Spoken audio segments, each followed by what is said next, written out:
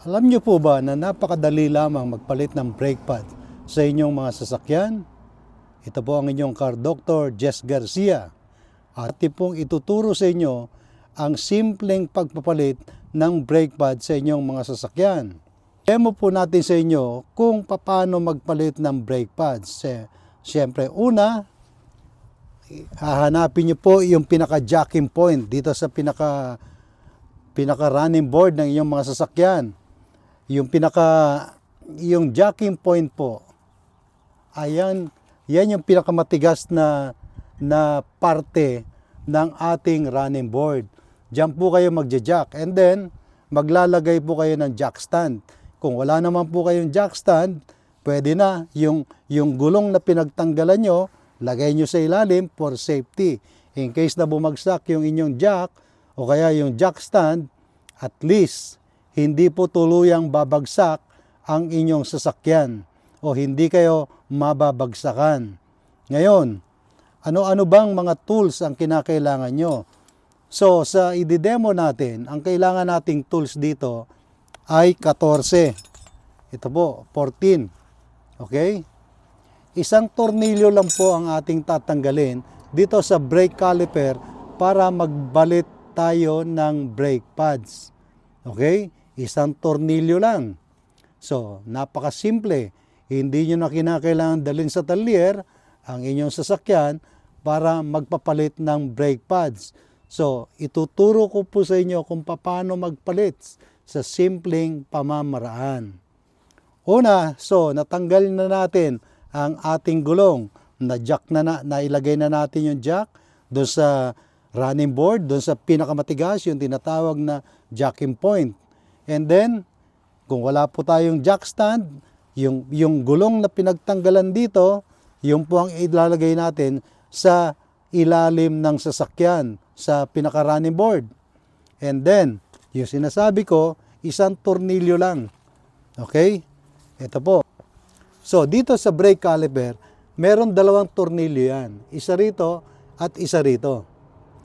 So, tatanggalin natin itong tornilyong isa sa ilalim. Okay? Yan. Tatanggalin natin yan. At kapag natanggal na natin yan, ito po yung tornilyo. Isang tornilyo lang. Pag natanggal na natin yan, iaangat po natin itong brake caliper na to. Okay? So, naganda na po ako ng tali rito. Ilalagay nyo po yan. Itatali nyo rito para lumambitin itong brake caliper. Okay? So, ito po yung demo lang ha. Dinidemo ko lang sa inyo.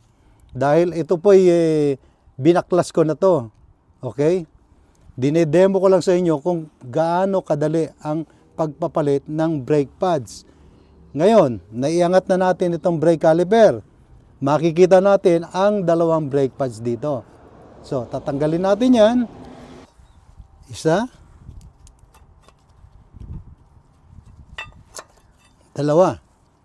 Okay. So, ito po ay makapal pa.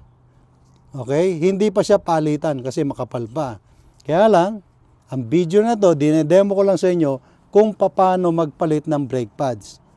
Okay? And then, itong piston na ito, dahil pag nagpalit kayo ng brake pads, bago, makapal. So, dahil ito'y tumulak na palabas, ibabalik nyo po yan papasok.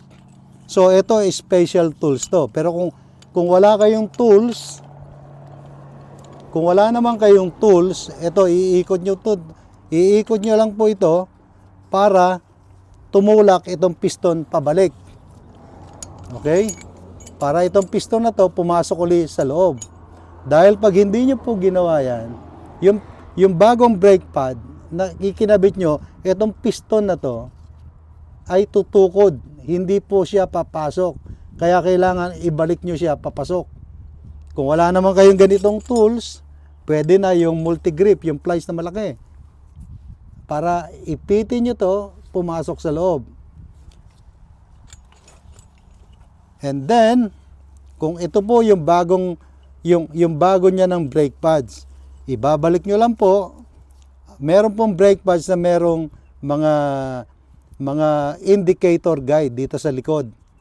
Yung indicator guide na yan ay kikis-kis dito sa pinaka-rotor disc. Pag narinig nyo nang may kumikis-kis, ibig sabihin, manipis na ang ating brake pads. Okay? So, and then,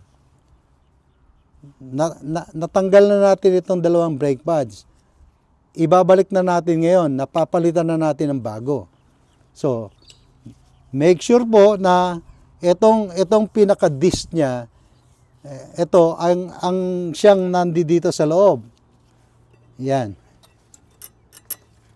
Isa. Sa labas. Dalawa. Yan. Nakabit na. Okay? And then, ibababa nyo lang po ito. Make sure ito pong pinaka-slide ng caliper ay gumagalaw. Ha? Pag hindi po, pwede nyo pong baklasin yan para malagyan ng grasa.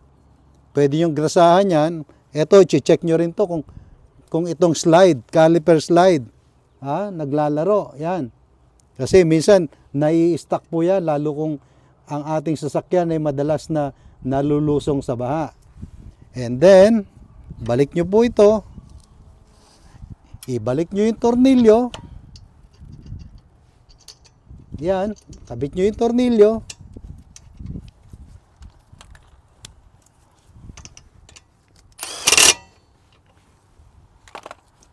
Yan, ganyan kasimple mga kapatid. Napalitan na natin ang ating brake pad dito sa ating sasakyan.